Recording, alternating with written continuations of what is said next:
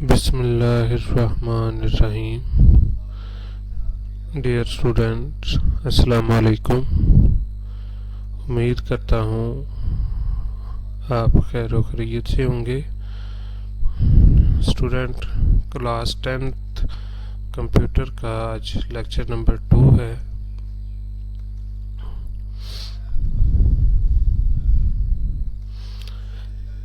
जो chapter number 1 जो हमने स्टार्ट किया था प्रॉब्लम सॉल्विंग,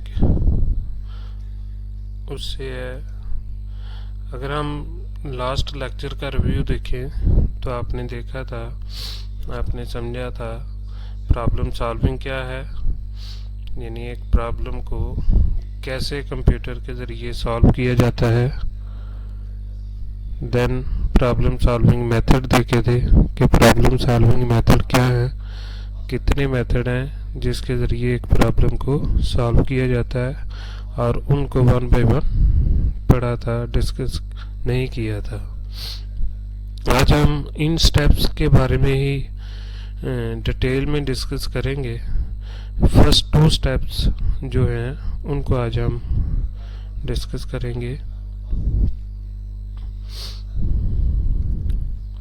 सबसे पहले प्रॉब्लम आइडेंटिफिकेशन। आइडेंटिफिकेशन मीन शिनाख्त होता है। बेटा, जब तक किसी प्रॉब्लम की प्रॉपर तरीके से शिनाख्त ही ना हो तब तक आप उस प्रॉब्लम को सॉल्व नहीं कर सकते। तो आइडेंटिफिकेशन में सबसे पहले जो भी प्रॉब्लम है उसकी शिनाख्त की जाती है, उसको चेक किया जाता है, देन फिर उसको फर्दर आगे देखा जाता है। यानी आइडेंटिफिकेशन में इररेलेवेंट इंफॉर्मेशन जो उस प्रॉब्लम को सॉल्व करने में मदद नहीं देती उनको फ़िल्टर आउट किया जाता है, उनको ख़त्म कर दिया जाता है।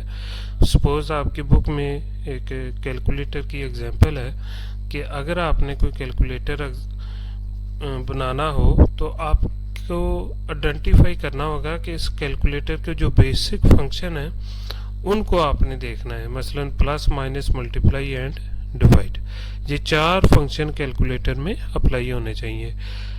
और इसका इनपुट कैसे होगा, इसका आउटपुट कैसे होगा, ये बेसिक चीज़ें हैं। ठीक है, इसमें tan थीटा जो ट्रिग्नोमेट्रिक रेशियोज होती हैं वो कैसे चलेंगी या नहीं चलेंगी, उससे बेसिक कैलकुलेटर का कोई कंसर्न नहीं होता। तो इसलिए उन इंफॉर्मेशन को फिल्टर आउट किया जाता है, और जो बेसिक इंफॉर्मेशन है, जो 4 ऑपरेशन है कैलकुलेटर के, उनको देखा जाता है कि इसको किस तरह बनाया जाए। तो इट्स मीन कि ये प्रॉब्लम आइडेंटिफाई में पहले ही देखा जाता है कि अगर प्रॉब्लम को आइडेंटिफाई अच्छे तरीके से किया जाएगा तो देन उसके मुताबिक ही उसका रिजल्ट निकलेगा, उस प्रॉब्लम को उसी के मुताबिक सॉल्व किया जाएगा।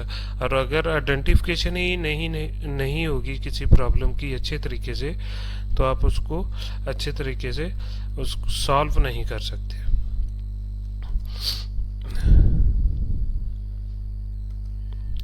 अब आइडेंटिफिकेशन की 2 एग्जांपल्स हैं।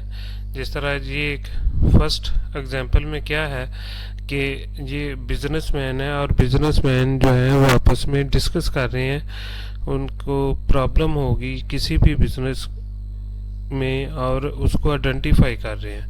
तो ये आपस में डिस्कस करके उस प्रॉब्लम की शिनाख्त कर रहे हैं। दूसरी एग्जांपल, एक डॉक्टर है, वो अपने पेशेंट से डिटेल में बातचीत करता है, ताकि डिस्कस करता है उसकी बीमारी के बारे में, ताकि वो आइडेंटिफाई कर सके उसकी बीमारी को।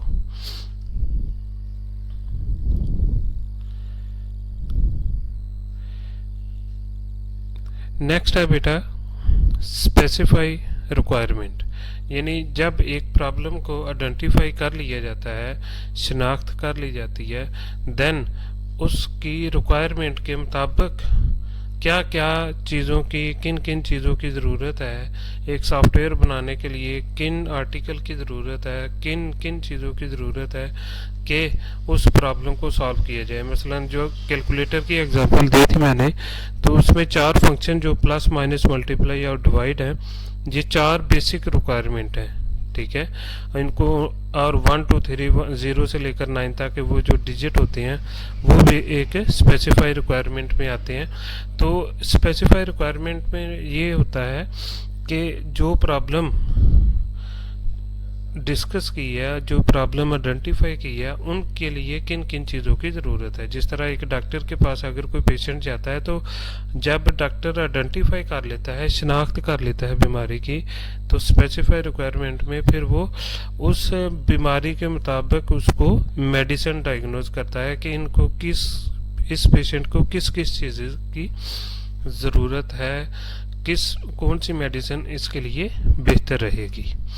तो स्पेसिफाई रिक्वायरमेंट में अगर आप स्पेसिफाई रिक्वायरमेंट में यानी अगर प्रॉब्लम को अच्छे तरीके से समझ ही नहीं पाए, ठीक है, आप डबल माइंड हैं, आपको क्लियर कट नहीं हो रहा, तो देन आप स्पेसिफाई रिक्वायरमेंट में भी आप प्रॉपर तरीके से उस चीज़ की रिक्वायरमेंट नहीं जान पाएंगे कि इस प्रॉब्लम को सॉल्व कैसे किया जाए।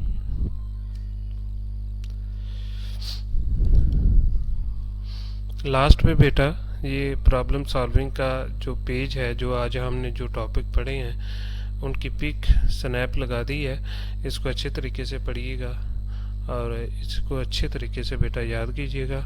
अपना ख्याल रखिएगा। बहुत शुक्रिया। अस्सलाम वालेकुम।